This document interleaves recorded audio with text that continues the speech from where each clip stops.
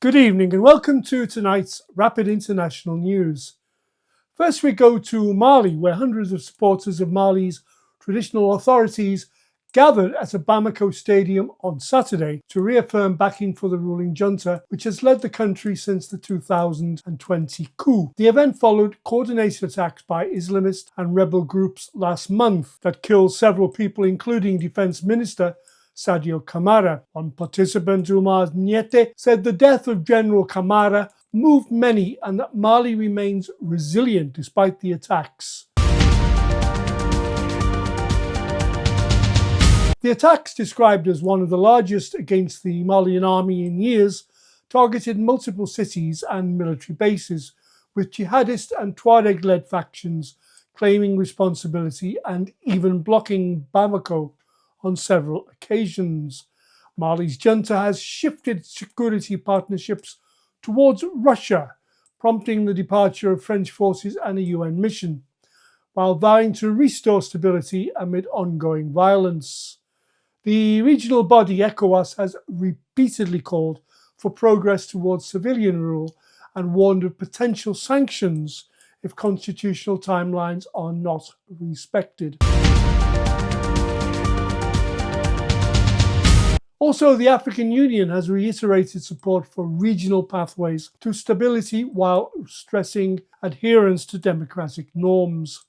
France and European partners have expressed ongoing concerns about security in the Sahel and the need for coherence in regional counter-terrorism efforts. While Russia and regional supporters have welcomed closer security cooperation and critics have urged transparency and human rights safeguards, Mali's 2020 coup and security shifts have drawn varied international responses as jihadi and Tuareg factions press assaults on multiple fronts.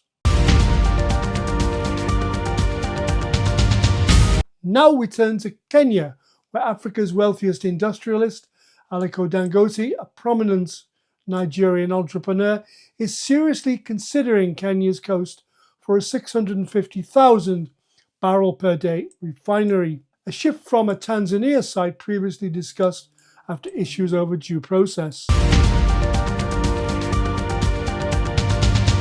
Tanzanian President Samia Suluhu Hassan recently pressed Kenyan President William Ruto about being left out of the Tanzania plan, announced at a regional infrastructure summit.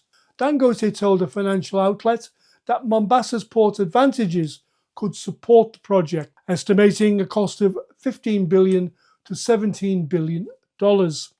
He noted Kenya's larger economy and consumption while suggesting oil could be shipped rather than transported via a nearly 1,500-kilometre pipeline from Uganda's fields to Tanzania's coast at Tanga.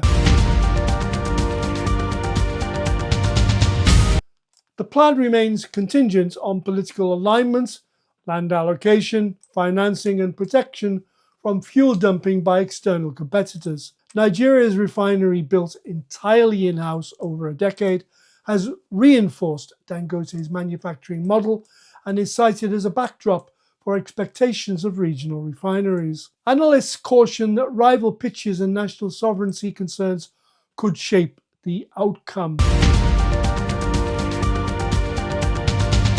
Finally, off the northwest African coast, Spanish authorities yesterday, Sunday, received more than 140 passengers and crew aboard a hantavirus-stricken cruise ship in the Canary Islands.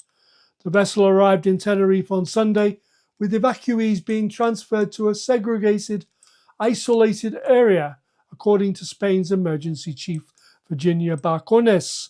The United States and United Kingdom have sent planes to evacuate their citizens. UK patients are slated for an isolation facility at Arrow Park near Liverpool. 3 people have died in connection with the outbreak, and 5 passengers who left the ship are known to be infected with hantavirus. Ocean-wide expeditions. The ship's owners said the MV Hondius, a Dutch-flagged vessel, was reported by the operator to have no current symptomatic cases aboard.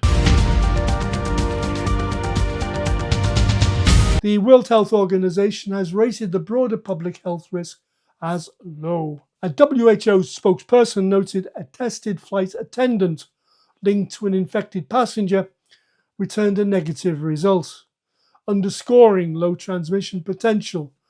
Hantavirus typically spreads via rodent droppings and rarely between people, although the Andes virus, believed to be responsible for these infections, may do so in limited circumstances. And thanks for being with us. Have a great evening. I am Arthur James Brooks.